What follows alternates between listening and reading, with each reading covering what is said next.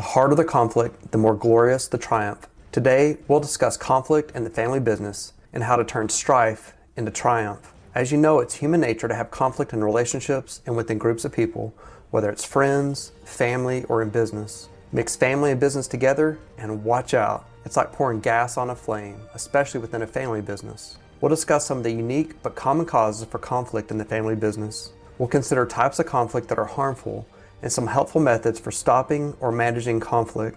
Plus, we'll discuss how to turn strife to triumph with better ideas refined within the fire of conflict. Howdy boss, I'm Randall Conan and I share your passion for starting your family or personal business and becoming your own boss.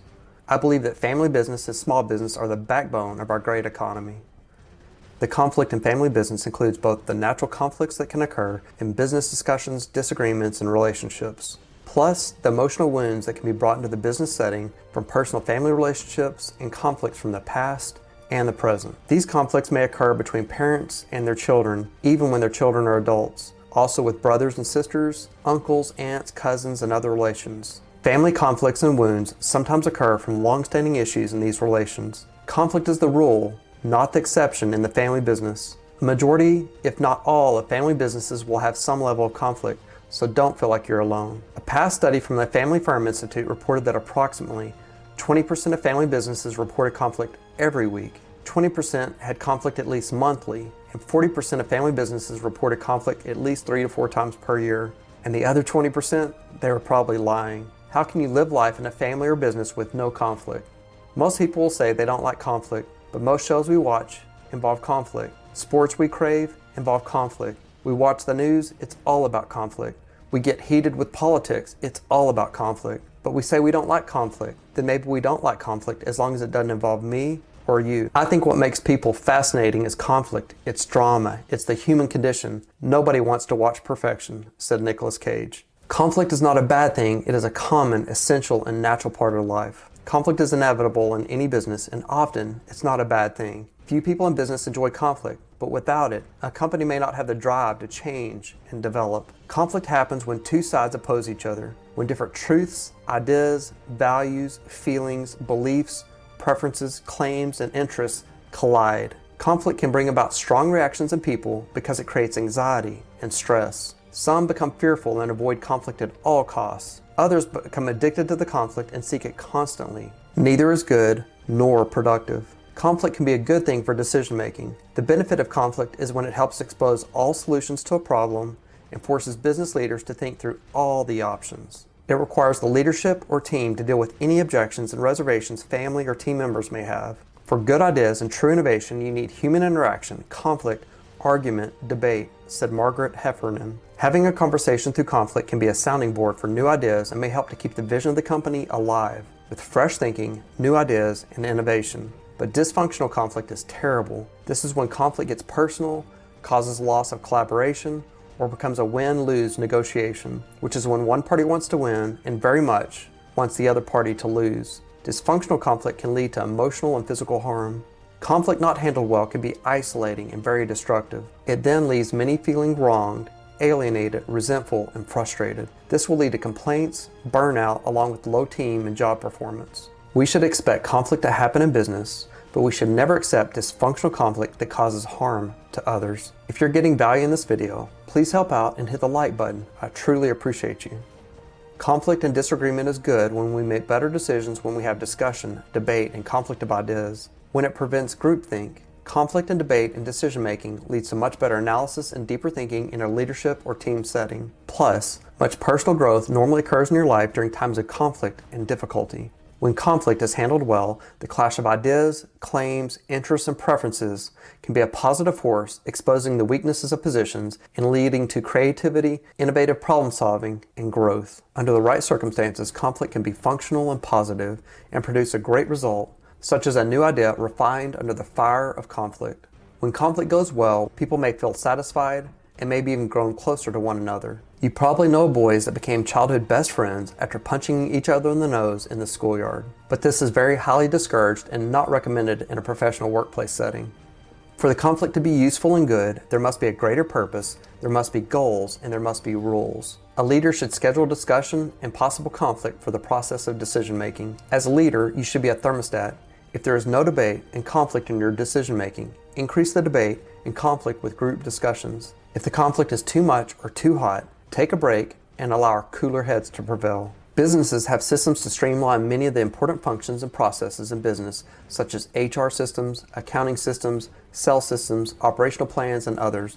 But most don't have a system to deal with conflict. Have you thought to establish a conflict management system? This system would enable you to train and coach leadership and employees in key skills, rules, and processes to resolve conflict for the good of all. This system should be simple and easily understood. Having a conflict management system may eliminate unnecessary conflict and help you deal with needed debate and conflict of ideas. Your results should be more creative problem solving, better communication, and relationships within your business. Resolution of conflict, more creative problem solving, and better ideas should help your focus turn from battling internal opponents to focus our attention to competing with competitors in our market. Discussions and debates should follow your conflict management system that is based on your unique business. This may include the following ideas or rules. Conflicts and disagreements should have a clear purpose, goals, and rules with a beginning, a middle, and an end. The idea is to decide how we're going to manage conflict. We need to set rules and have penalties for violating the rules. Keep conflict in the functional, non-personal areas, focusing on the outcome. Have a process to prevent conflict from moving into the personal,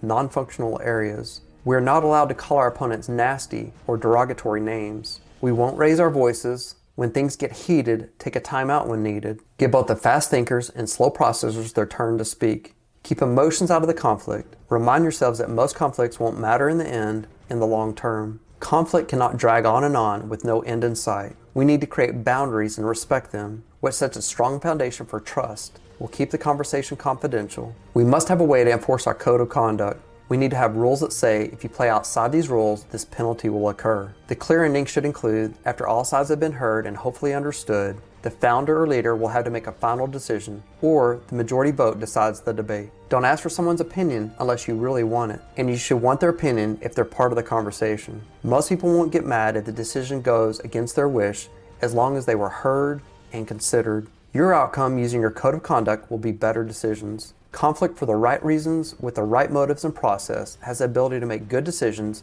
avoid groupthink and bad decisions, and the ability to transform your organization. Conflict becomes, instead of me against you, it becomes us against a problem. Leading through conflict can drive the family business from strife to triumph. Please comment below what type of conflict is most difficult for you to deal with in your experience in business. I recommend the following tips for successful conflict within family and small businesses. We need to recognize what the conflict is about.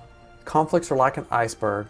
On the surface, the reason for conflict can seem small, but what's under the surface of the conflict can sink the Titanic. Conflict is often more about our identity, our relationships, and the things that really matter to us. As we break down and evaluate our own conflicts, we may realize they're about something much, much more. We need to recognize when we're stuck in conflict. We are in justification mode. We feel that we're blameless. We keep doing the same conflict again and again, and nothing in our relationships changes. We need to learn to unlock the awesome and transformational power of discussion and conflict. We need to learn to speak responsibly and not use a tone or words that will inflict harm or cause unhelpful conflict.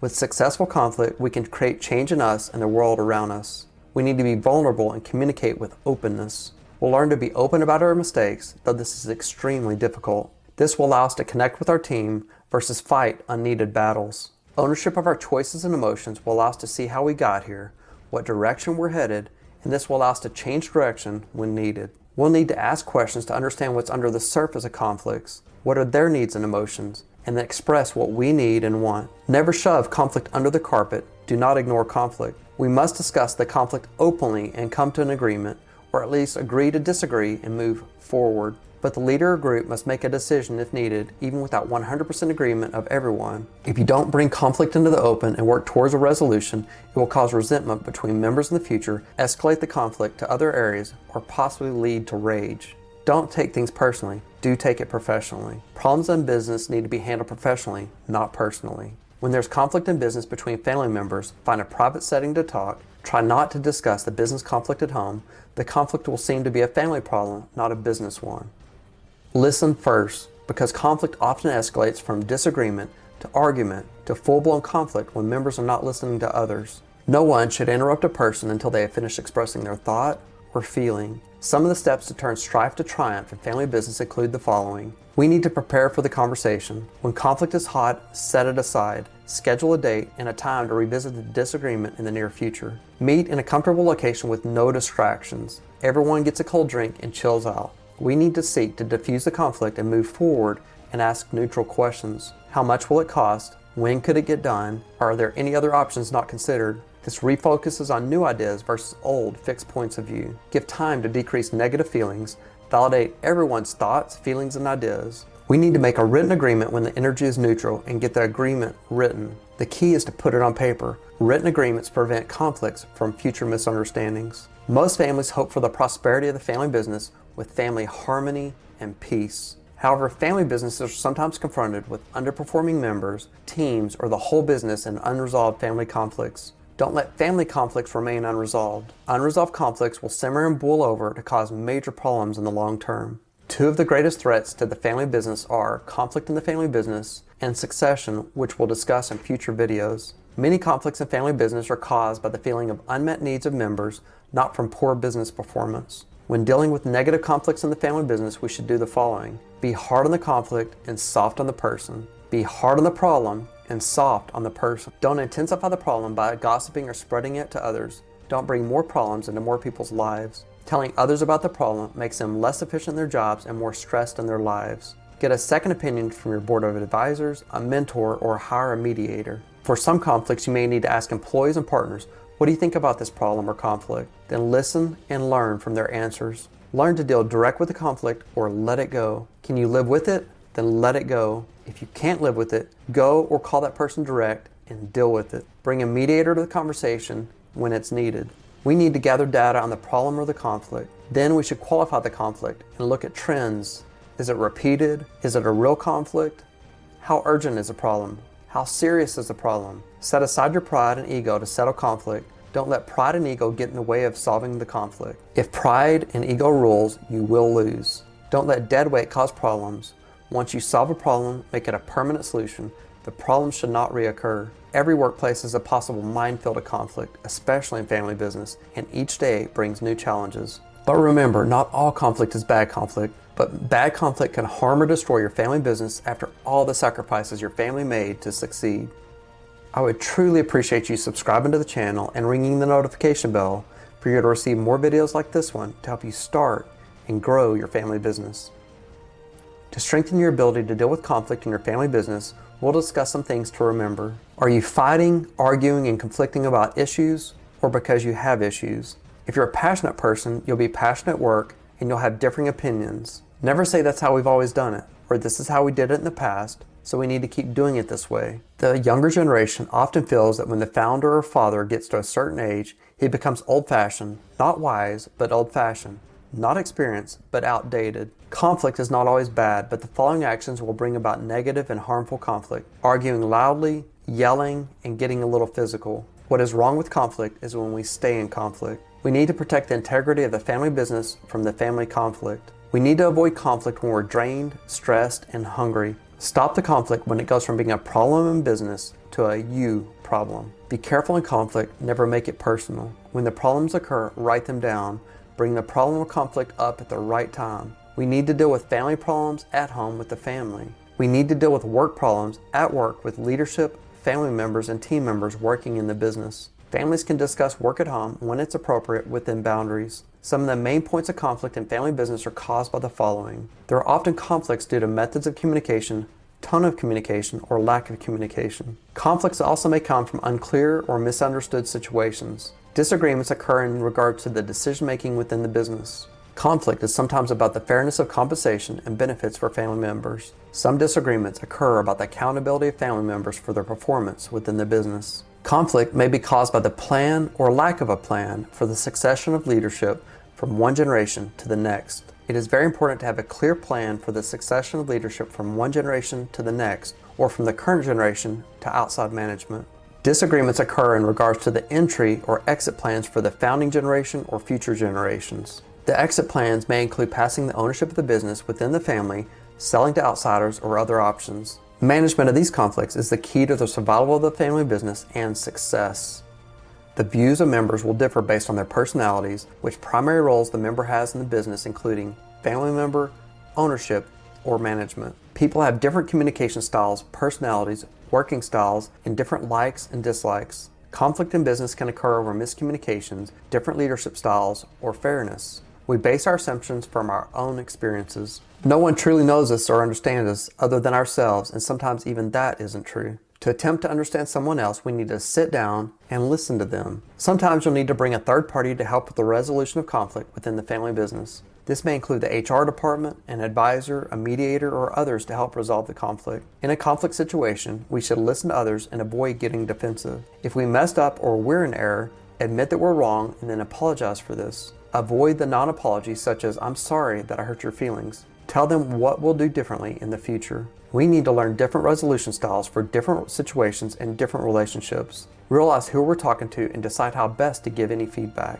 Apologize sincerely and don't make it about us. Be consistent. The rules need to apply the same to all members of the family and team. Provide clarity, offering timely and accurate information about family and business issues. Give everyone a voice, creating the perception that everybody in the family can make a difference. Don't avoid conflict or allow the fear of conflict to prevent you from having hard conversations about important subjects that may lead to the success of your family business for many generations. Failing to engage in conflict is a terrible decision, one that puts our temporary discomfort and the avoidance of discomfort ahead of the ultimate goal of our organization. Conflict is always the right thing to do when it matters, said Patrick Lencioni. When conflict is handled well, the debate of ideas, claims, interests, and preferences can expose the weaknesses of positions or bad ideas and lead to more creativity, innovation, and growth. Use good conflict, debate, and hard conversations with your family and team to turn the strife in your business into triumph now and for future generations. If you're interested in more videos like this one about starting or growing your family or personal business, please click the card to go to the next video. God bless you in your journey. Thank you so much for watching, and hopefully I'll see you in the next video.